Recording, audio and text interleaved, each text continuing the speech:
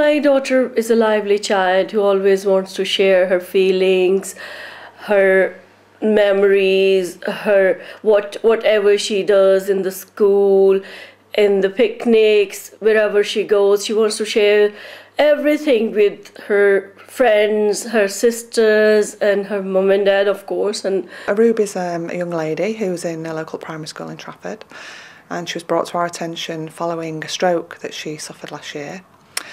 She presented as a young lady who had significant difficulty in generating communication language, and because she was so determined and so willing and eager to communicate, obviously this presented us with a problem that we needed to resolve.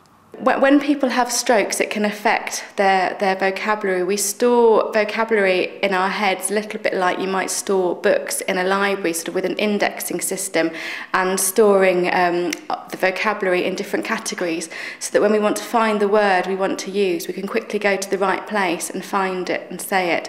And we can compare what's happened to Aroob to someone going into the library and pulling all the books off the shelves and scattering on the floor. A bee is going to be in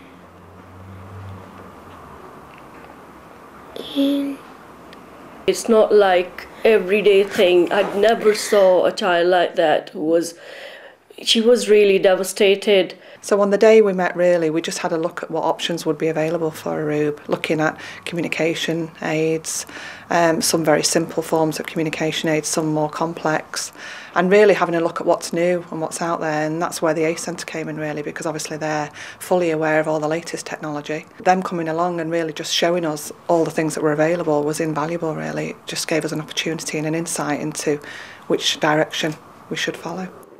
The outcome of the assessment did indicate a iPod. 5. I believe it's 15. Brilliant. So the communication device that Aroob's got is an iPod Touch with a special app on it which helps her to find that vocabulary that she needs.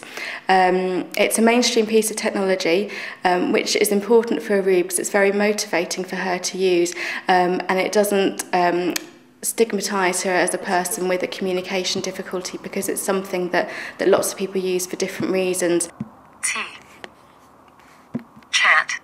She doesn't feel like she's the one who has got something different from others. It's not the one, and it is really the same thing. And instead of feeling annoying, she feels honor, like, if you have that iPod thing, I've got as well. So it's giving her more confidence, and I feel like this is the appropriate thing for her. The application stores vocabulary in the way I've described how we might store vocabulary in our head. So it stores it in different categories, which fitted in really nicely with the work that we'd been doing previously to try and build up Aroob's vocabulary links again.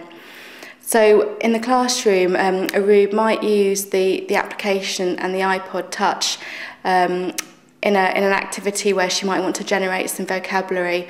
So the other week they were working on musical instruments, which meant that she could go into a category within the app and find the name of instruments that she wanted to contribute to the discussion. And also when they were working on body parts in science, it was a really nice one for them to work on, so she could go into the category, find the word she wanted to say, and then the picture on the iPod Touch would then cue her in to say the word so she could join in with the discussion. My family. Abir. Eliza. Aroob.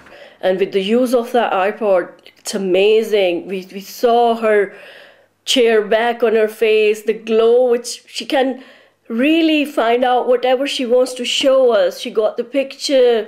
If she wants to show us something really difficult to tell, she just straight away show us the picture. You know, the outcome is that she's got a communication aid that's lightweight, portable, in keeping with the latest technology, something that she feels completely comfortable to use, and it's achieved everything that we set out to achieve.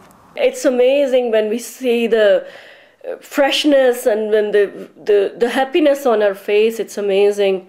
It was something that could be a part of her accessing the world around her, able to access day-to-day activities in a meaningful way that she felt comfortable with.